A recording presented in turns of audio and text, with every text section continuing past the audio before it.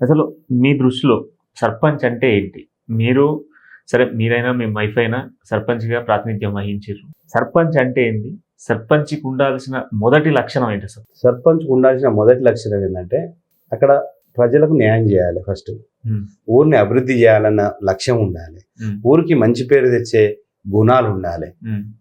ఎప్పుడు అది ఎంత ఏదైనా గానీ హ్మ్. సత్యమే మాట్లాడాలి. అది it leads to any consequences. ఎన్ని కాన్సిక్వెన్సెస్ అయినా ఉండొచ్చు. హ్మ్. కానీ సత్యం వైపే ఉండాలి. అంటే సత్యం వైపు ఉంటే చాలా కష్టాలొస్తాయి. హ్మ్. ఏమంటే ఎమ్మెల్యే చెప్పినట్టు వినకుండా కష్టాలొస్తాయి. హ్మ్. కానీ ఎమ్మెల్యే పెండ తినమంటే పెండ తింటారా? తినొద్దు కదా, తప్పు కదా. హ్మ్. ఎమ్మెల్యేని అడిగి ఎమ్మెల్యేను ప్రశ్నించేటట్టు ఉండాలి. హ్మ్. ఎమ్మెల్యేను మా గ్రామానికి ఇన్ని నిధులు ఇస్తావా చస్తావా అన్నట్టు అడిగే పొజిషన్లో ఉండాలంటే నువ్వు క్యారెక్టర్ మెయింటైన్ చేసి దమ్ముగా నువ్వు ఎమ్మెల్యేని ప్రశ్నించి మన గ్రామానికి నిధులు తీసుకురావాలి. అంతే తప్పించి ఎమ్మెల్యే దగ్గర బాంచందొర అన్నట్టు ఉండి కుక్కలాగా ఎమ్మెల్యే చుట్టూ బూట్లు నాకుంటూ ఉన్న వాళ్ళు కాదు.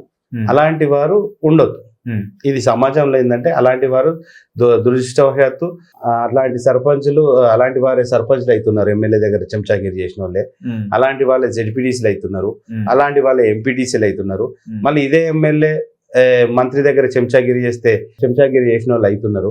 అదే ముఖ్యమంత్రి దగ్గర చెంచాగిరి చేసిన వాళ్ళు మంత్రులు అవుతున్నారు. ఈ చెంచాగిరి వ్యవస్థ అన్నది పోవాలి. హ్మ్. నాయకుడిలాగా ఉండాలి. నాయకుడు గట్టిగా ఉంటేనే మన గ్రామానికి ఏమైనా చేయగలుగుతారు. ఏ గ్రామానికైనా ఏమైనా చేయగలుగుతారు. నాయకుడు నపుంసకలింగంలాగా ఉండి ఏ పార్టీ వస్తే ఆ పార్టీలకు దునికేవాడు, ఒక స్టాండ్ మీద ఉండకుండా ఎటు పడితే అటు దునికేవాడు నాయకుడు కాజాలడు కూడా.